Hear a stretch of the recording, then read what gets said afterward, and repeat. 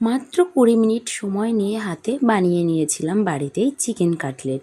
আজ দুপুরে রান্নার জন্য চিকেন আনা হয়েছিল, সেখান থেকেই মাত্র সামান্য কয়েকটা চিকেনের টুকরো তুলে রেখেছিলাম কিছু একটা বানাবো বলে। তো সন্ধেবেলায় সেই চিকেনটা দিয়েই কাটলেট বানালাম।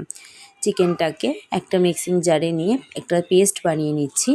আর এদিকে দুটো পেঁয়াজ, একটু আদা, কয়েক কোয়া রসুন আর দুটো একটু ঝাল লঙ্কা নিয়েছি।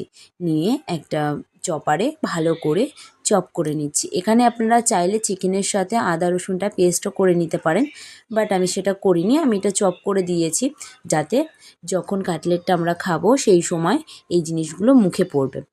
আর এই দিকে একটা তাওয়া বসিয়ে অল্প একটুখানি দারচিনি, এলাচ আর দুটো লবঙ্গটা মশলা বানিয়ে নেব। আর এদিকে কয়েকটা গোলমরিচ গুঁড়ো করে নিয়েছি।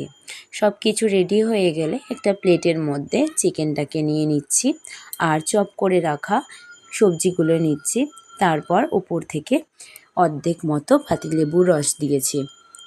দিয়ে দিচ্ছি স্বাদ মতো লবণ, গোলমরিচের গুঁড়ো করে রাখা ভাজা মশলাটা দিয়ে খুব ভালো করে হালকা হাতে মেখে নিতে হবে। আর বাইন্ডিংয়ের জন্য দিচ্ছি 2 চামচের মতো ব্রেড ক্রাম্বস। আর যদি আপনাদের পরবর্তীকালে মনে হয় যে আরেকটু ঝালের দরকার, সেই ক্ষেত্রে আপনারা একটুখানি লঙ্কার গুঁড়ো দেবেন। দিয়ে খুব ভালো করে হালকা হাতে মেখে নেব।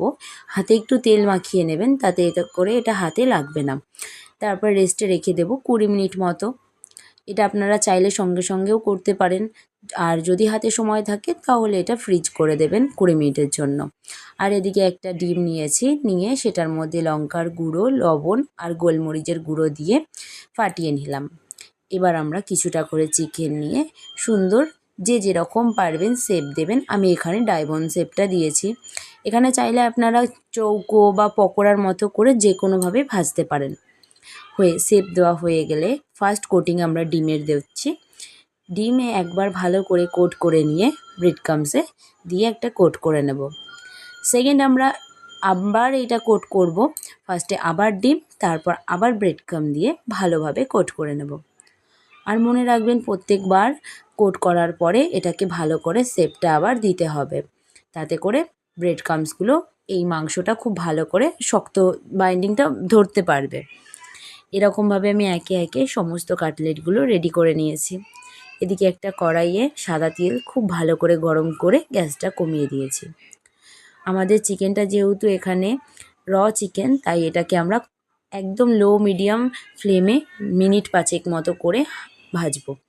যখনই দেখবো এরকম উপর থেকে গোল্ডেন ব্রাউন কালার হয়ে গেছে, এবার একে একে নামিয়ে নেব। তারপর এবার সস, কাসুন্দি, পেঁয়াজ যে কোনো স্যালাডের সাথে আপনারা সার্ভ করুন। এটা কিন্তু বাড়িতে গেস্ট আসলেও যেই তাদেরকে বানিয়ে খাওয়ানো যাবে। আজকে আমাদের সন্ধেবেলায় বানিয়েছিলাম কাটলেট, আপনারাও একদিন ট্রাই করবেন।